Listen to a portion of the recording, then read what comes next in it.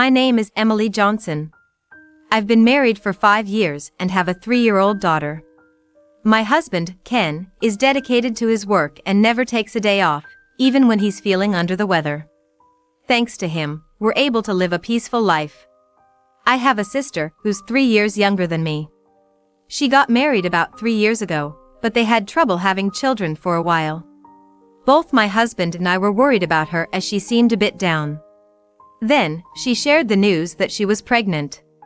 From that point on, my husband and I supported her throughout her pregnancy. When we heard the baby was born, we went to the hospital. Her husband, Steve, was there too, looking overjoyed. "Oh, where's the baby?" That was the first thing my husband said as we entered the room. Indeed, there was no baby beside my sister. That's right. The hospital staff takes care of the baby in the nursery, thinking the mom might be exhausted. They only bring the baby for feeding times, she explained. Wow, that sounds convenient. The food is great, and they take care of everything. I'm really glad we chose this hospital. Maybe I should have our second child here too. Wait, you're planning to have another baby?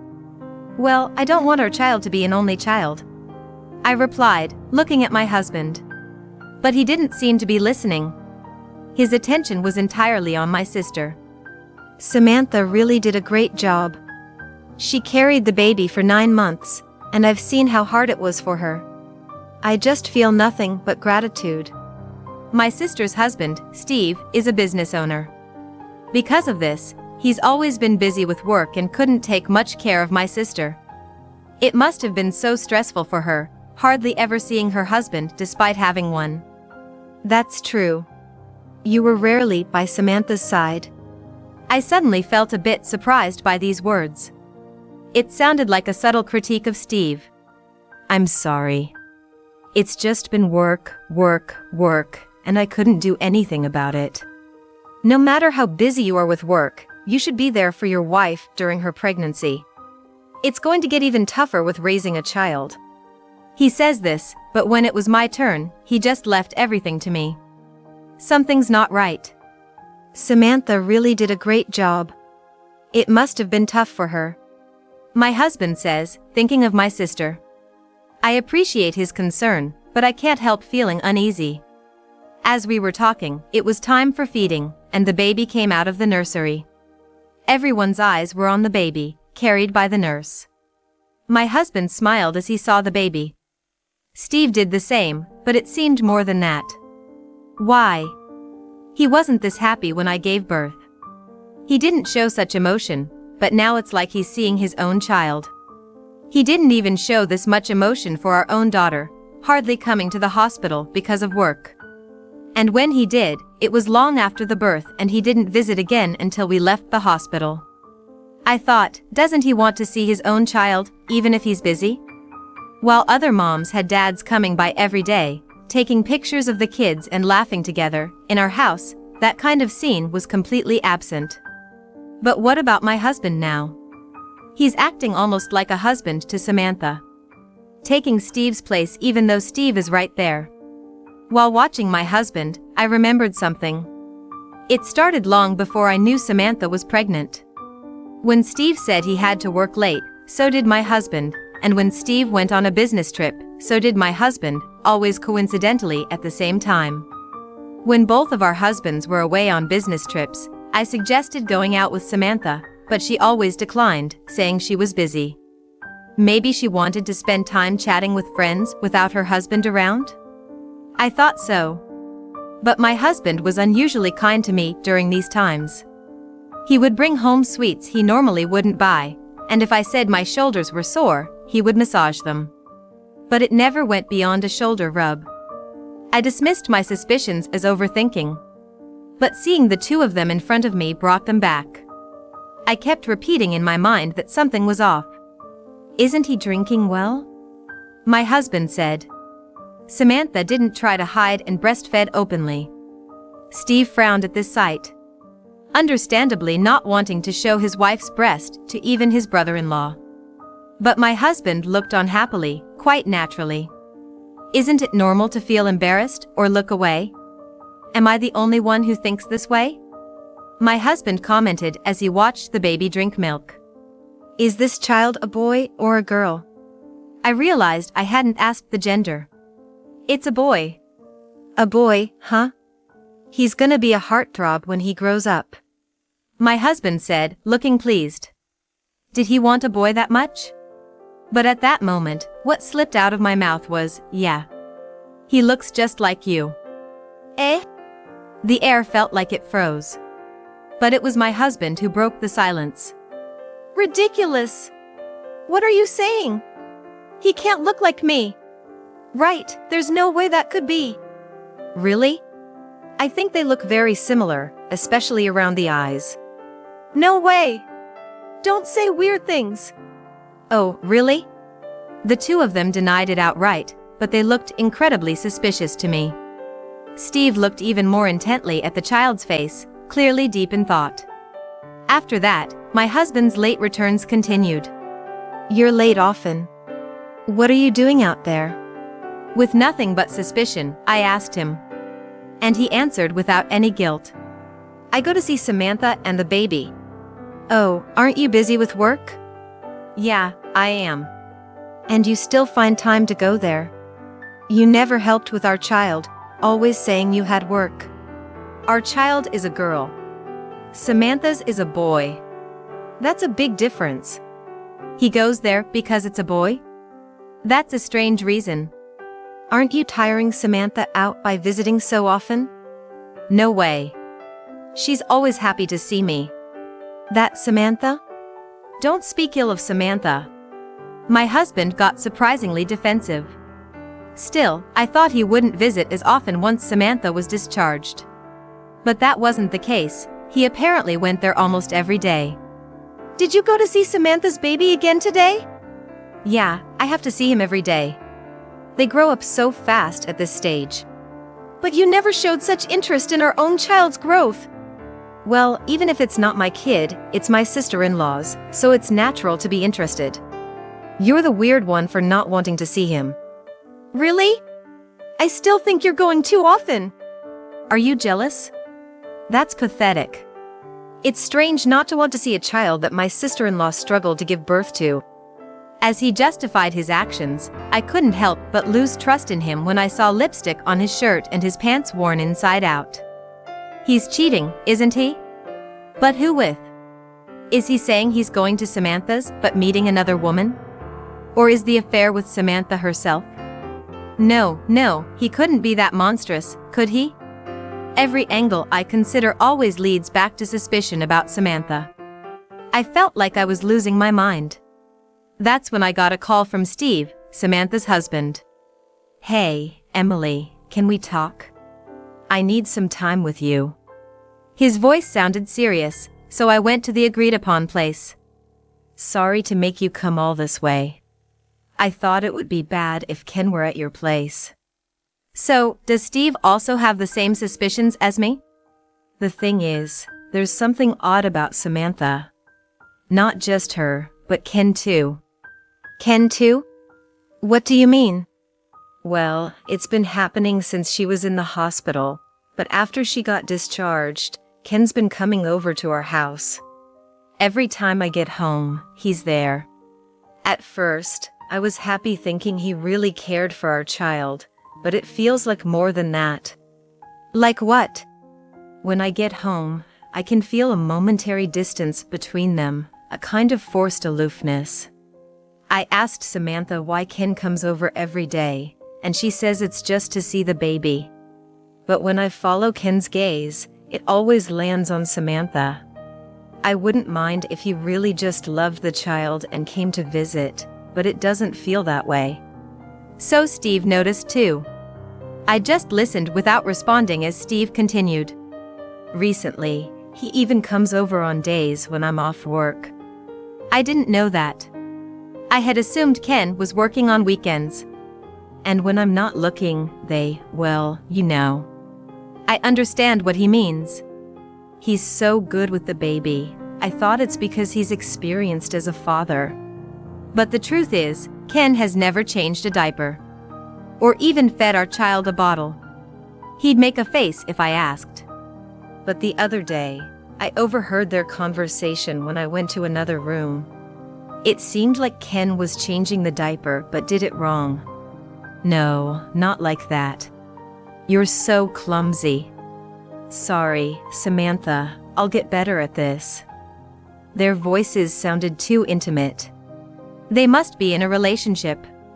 I hate to think this as a man, but I can't shake off the suspicion. Do you feel the same, Emily? How could I not? I'm pretty sure your hunch is right, but without proof, there's no point in suspecting. Yeah, I guess so. So why not hire a detective? I'll pay half. A detective? Yeah. Let them investigate, and if they find nothing, that's fine. Sounds good. So we hired a detective to gather evidence of their affair. About a week later, a large envelope arrived from the detective agency. The contents were as expected. I was so unsurprised that I just thought, bingo. But now, there's a lot I need to do. I immediately contacted Steve and set a plan in motion. Then, a week later, on a weekend, I visited Samantha's house with Ken. Emily, did you come to see the baby? That's rare. Ken often visits, but I thought you weren't interested since you never come. The baby's sleeping right now. Is that so? Let's go in. As we moved to the living room, there was Steve. He nodded slightly when he saw me, but to an outsider, it looked like a simple greeting.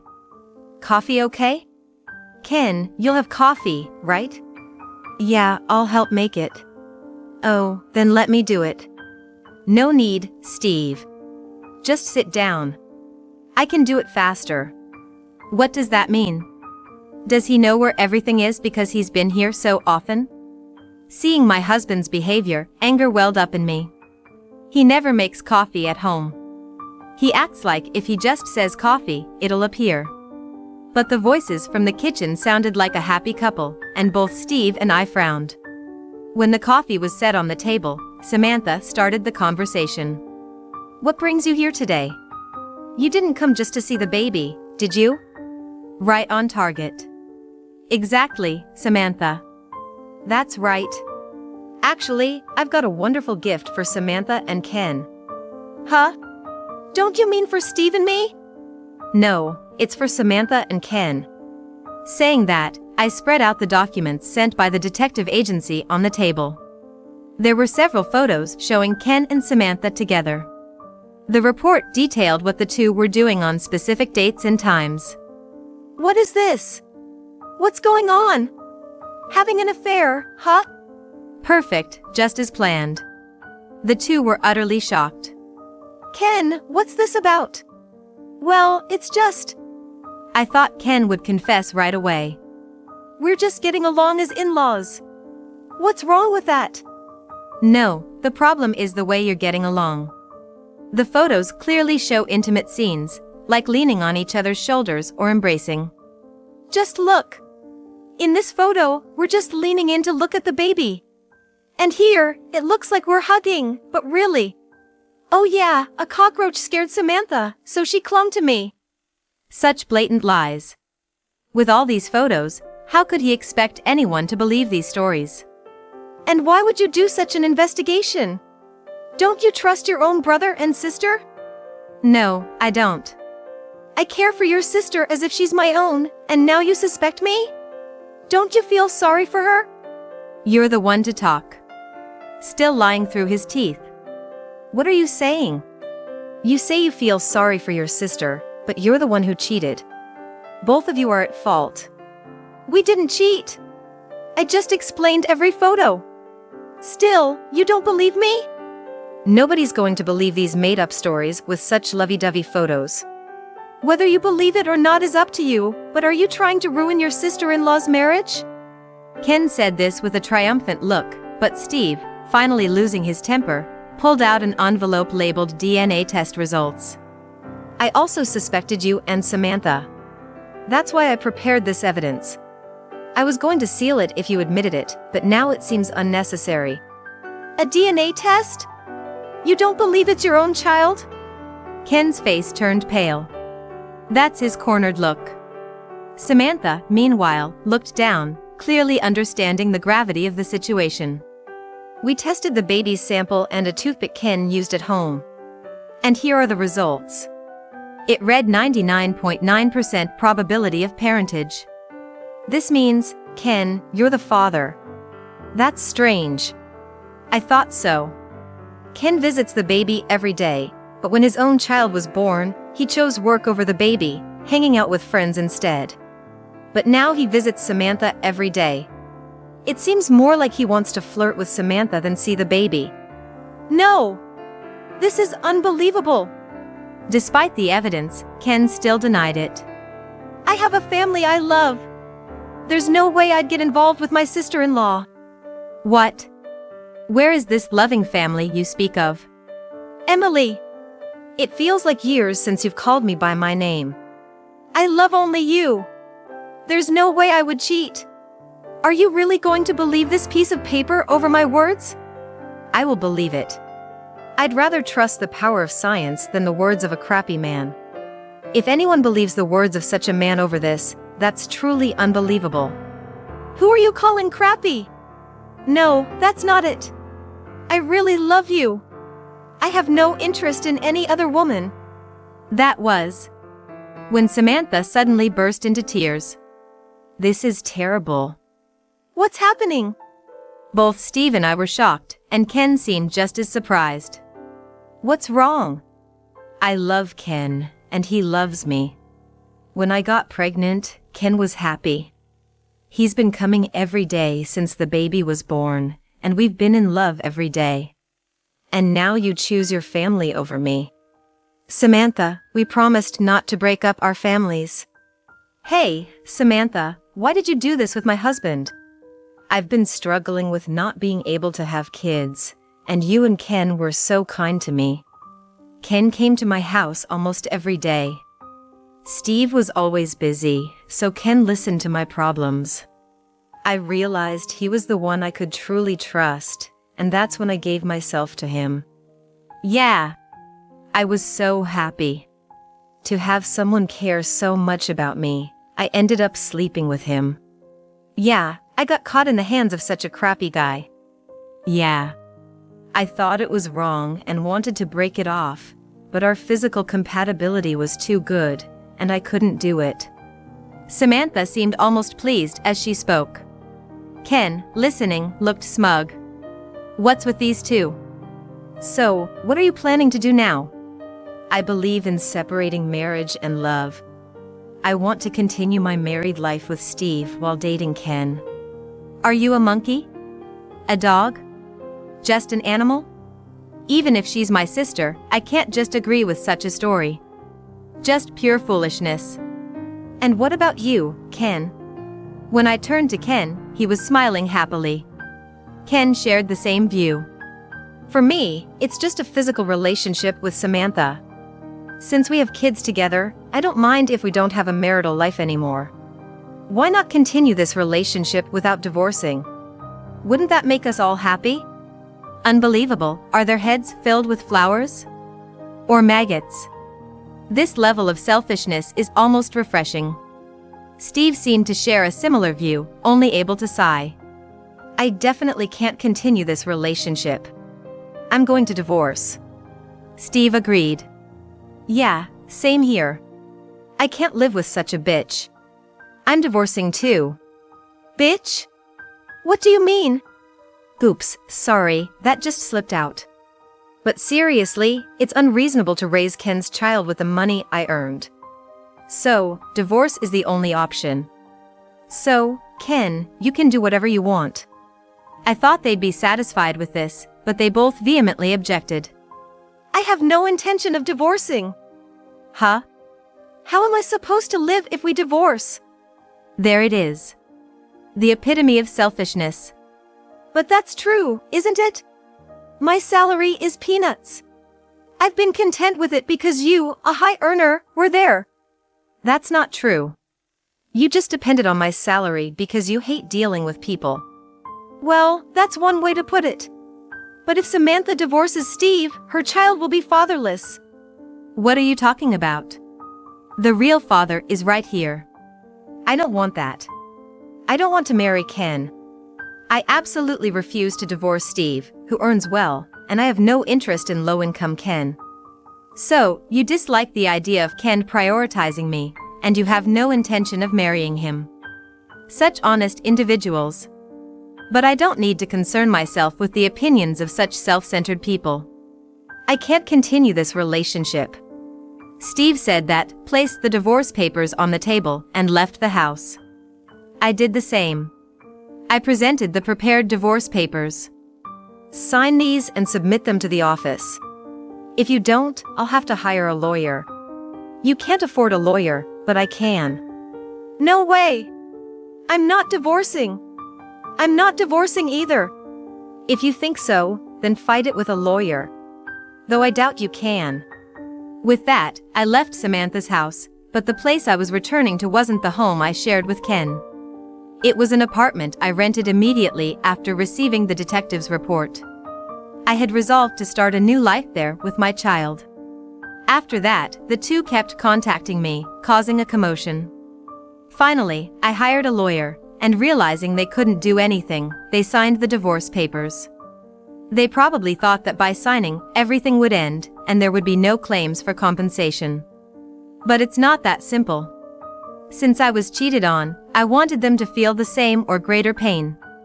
So, I demanded alimony and child support from Ken and compensation from Samantha.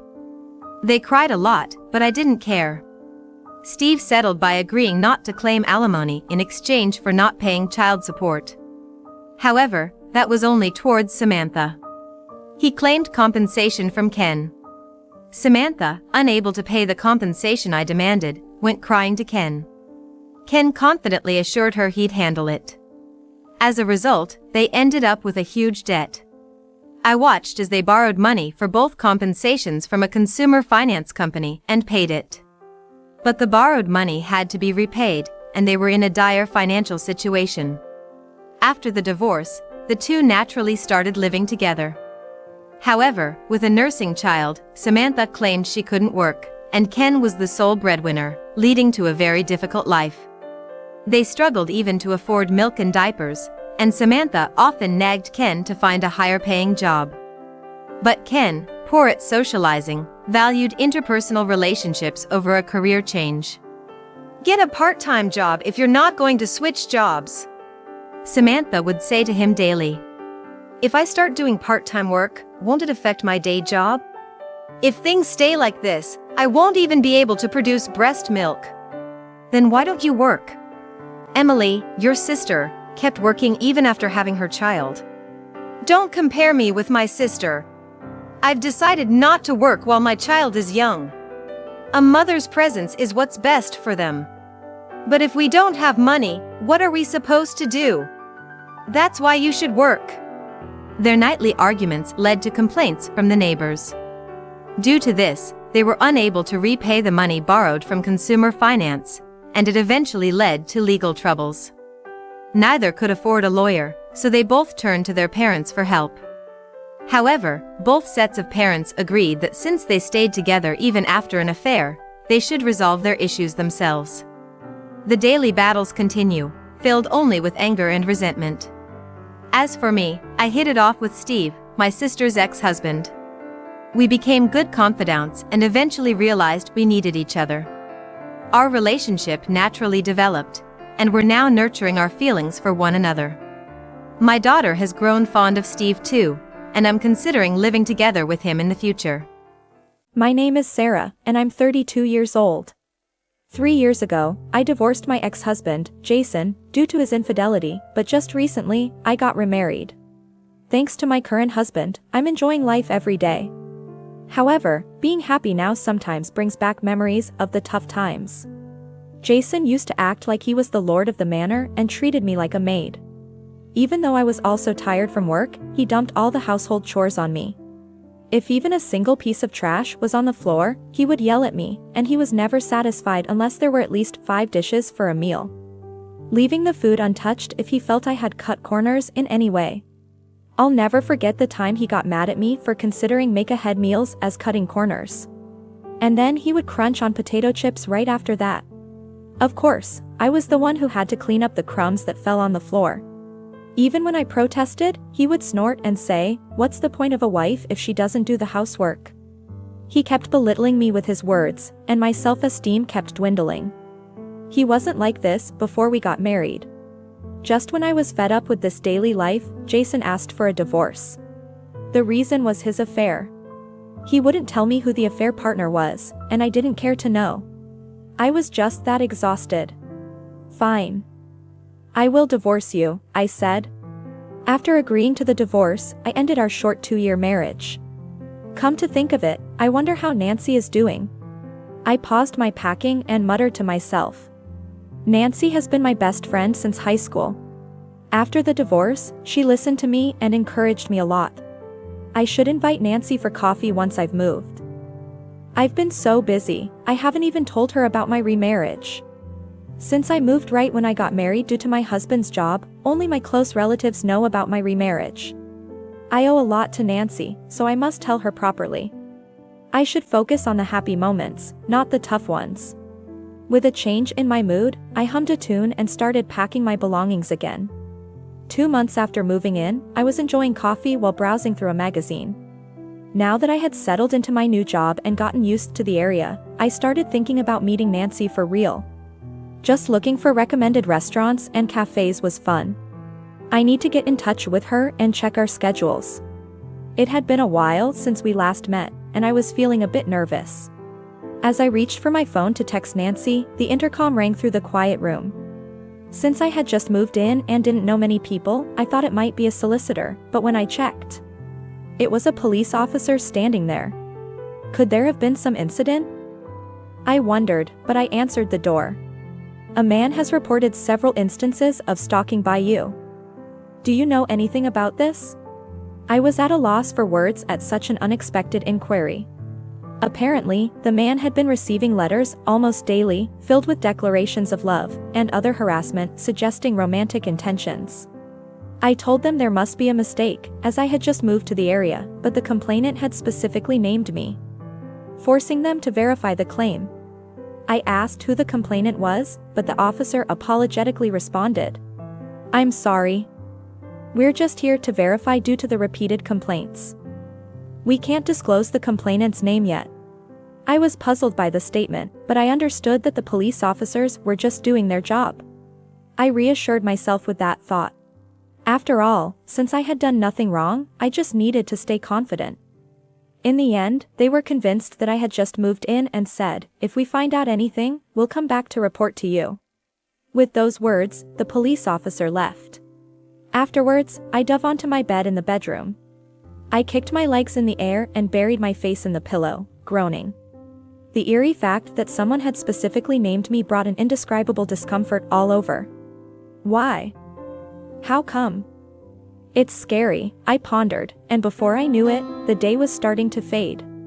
I was thinking of contacting Nancy, but now I'm not in the mood for it anymore. Sighing deeply, I forced my heavy body up to clean the laundry. I was lost in thought about what had happened the day before. After the police left, I talked to my husband when he got home, and he reassured me that it must be some mistake.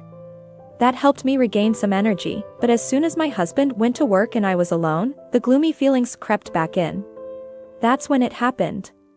There was a call on my phone from an unregistered number. I could have ignored it, but a bad feeling made me answer the call. "Sarah, long time no talk." I gasped at the familiar voice. It was my ex-husband, Jason. Hearing my silence, Jason sneered. "So, you still haven't admitted to stalking me?" "I'm disappointed in the police. I told them to pin you down properly." Those words instantly made me realize that the incident from yesterday was Jason's doing. "You're the one who made that bizarre report to the police," I accused. To my question, Jason simply said a yes, and continued with a baseless claim, "You moved here because you still have feelings for me, right?" Everyone around me is shocked. His usual overconfidence was infuriating, especially knowing he was probably smirking over the phone. And from his words, it seemed he was spreading rumors that I was stalking him. Me, stalking Jason? That's a joke. The painful memories of the past resurfaced, and I struggled to remain calm as anger rose within me. It's been 3 years since we divorced, what are you talking about? Besides, I'm remarried. Jason just laughed, as if my firm statement was a lie. If the police can't handle this, we'll have to settle it directly, he said, proposing a meeting to discuss. The location was a diner. Fine. I have nothing to hide, after all. Angry, I decided to respond to the summons and headed to the diner. Looking back, I regret acting so hastily. When I arrived at the diner, Jason was waiting at the entrance. He was wearing a suit that even I could tell was expensive, a change from the past. Sarah, haven't you become more beautiful? I could smell his cologne as Jason scrutinized me, making me uncomfortable. Cut it out, I said, frowning. Jason just shrugged. Still as charmless as ever, I see. Swallowing the words, mind your own business, I followed Jason inside. We headed to a table he had already reserved, and to my shock, there was someone unexpected sitting there. Nancy, why are you here? Yes, it was my best friend, Nancy, sitting there. Jason and Nancy exchanged smirks at my surprised reaction. Me and Nancy got hitched. Don't go getting jealous just because I look happy, he said, wrapping an arm around Nancy. On his wrist was an ostentatious luxury watch that looked out of place. Oh, this? I'm running my own company now. Thanks to Nancy, of course. After divorcing me, he got engaged to Nancy and, with her parents' help, started his own company. Apparently, the business is doing well and has become stable. To be honest, I couldn't care less about that. The word got hitched echoed in my ears. Nancy, knowing what I went through, married this man? I was bewildered. When you invited me to your wedding, I was shocked. How could someone as wonderful as Jason marry you? I've always disliked you, Sarah. Everyone was always talking about you, even though you weren't that cute. So I pretended to be your best friend, thinking I'd eventually bring you down. Nancy smiled unabashedly and said, every time I met Jason, we joked about how we got the order of meeting wrong. I felt nauseous seeing Nancy happily leaning on Jason. Nancy had been there for me after my divorce, listening silently to all I had gone through. She must have been listening with the same malicious grin she was wearing now. Nancy, with a smug expression, began her story. She confessed to falling in love with Jason at my wedding. She had secretly given him her contact details that day and made her move, and Jason quickly became smitten with her too. What was worse, Nancy had egged Jason on to mentally abuse me. No wonder Jason's personality seemed to change abruptly after we got married. I was oblivious to the fact that they had been enjoying my suffering all along. Nancy boasted, since you wouldn't give up, eventually it took about 2 years to get Jason. As if tired from all the talking, Nancy sipped her orange juice through a straw. It was too shocked to say a word to Nancy. Now, to the main point, can you stop following Jason around? I was surprised to see you the other day. But moving here just to stalk Jason after 3 years of divorce is creepy. Unlike you, we're enjoying a happy and loving marriage. So just give up already. From Nancy's tone, it seemed she had already guessed that I moved to this area after she saw me. Moreover, Nancy was convinced that I had moved here to stalk Jason. At this point, whether they believed me or not didn't matter. My mind was elsewhere. I was struggling not to lash out at them in anger. I'm not stalking anyone, and I have no interest in such a man, I stated firmly and stood up from my seat. Nancy's laughter followed me, but I didn't look back. Nearly 2 months later, I received a call from Jason. Expecting this, I answered the phone. Jason sounded panicked, and I couldn't help but smirk. There was no need to ask, did something happen? It seems you were indeed a victim of stalking, but the perpetrator wasn't me, it was your current affair partner. Turns out, Jason, true to form, had cheated on Nancy as well. His casual fling had made the affair partner turn into a stalker. This was the truth. Jason, flustered by my words, explained the situation, mixing in excuses. It turns out Jason knew all along that the stalking was the work of his affair partner. However, if Nancy found out and it led to a divorce, he would lose the support of her parents. Hearing Nancy talk about me moving to this area, he saw an opportunity to divert her attention by framing me as the stalker. Apparently, it was Nancy's idea to specifically name me in the police report and to summon me to the diner, and Jason felt he couldn't refuse. Layering lies upon lies, typical Jason ended up in this mess. I shouldn't have treated you like a stalker. But there was no need for this. Jason cried out in anguish over the phone. He was in the midst of chaos. I could hear banging on a door and a woman's voice, likely Nancy's, in the background. Given the situation, he must be barricaded in his own room. It's a pitiful sight. I merely told Nancy the truth as a favor to my former best friend, I said. What Jason referred to as this was probably me sending Nancy a certain photo. Along with a note saying, "I'll be requesting damages, thank you." The photo showed Jason's current affair partner in the act of stalking and the two of them entering a hotel together. I was surprised you'd go to a hotel while being harassed, I said, incredulously. Jason responded, I had no choice. She threatened to go directly to Nancy and demand a divorce if I didn't meet her. The reason I had such photos at hand was all thanks to my husband. My current husband actually works as a detective. He had just opened his own office, and we moved to this area for that reason. But who would have thought his first case would involve my ex-husband? It's a complicated and somewhat guilty feeling. Within a month, my husband found the real stalker of Jason and also secured evidence of his affair. I couldn't be more grateful. Oh, by the way, I'll be suing you and Nancy for damages, I informed Jason. He let out a dumbfounded, what? You knew who the perpetrator was, yet you falsely reported me to the police for stalking?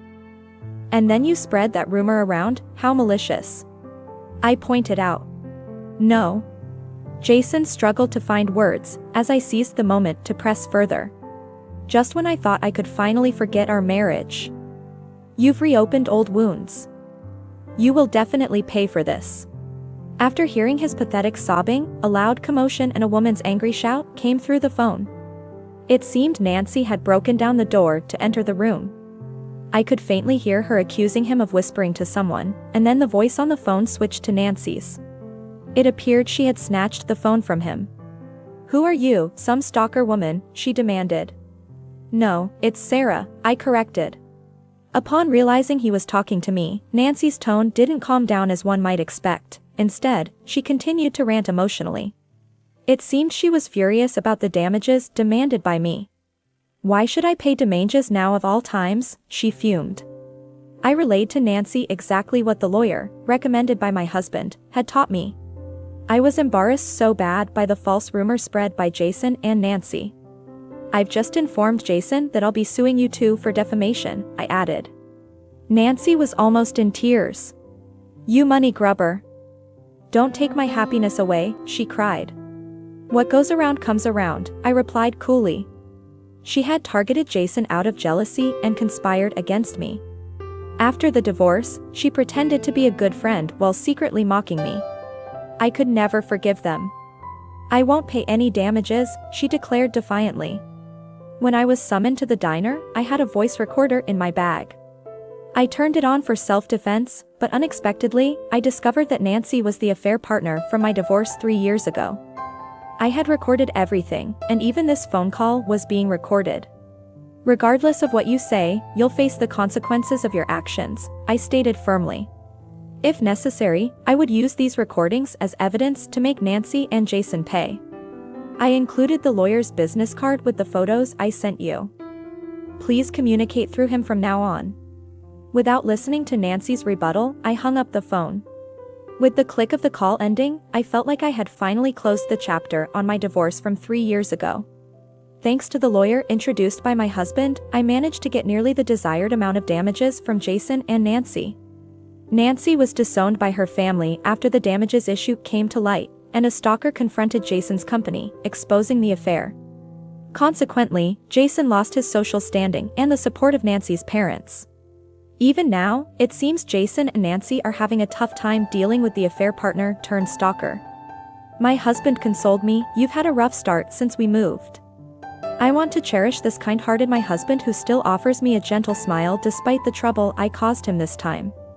I look forward to enjoying the peaceful times that have finally arrived, together with him.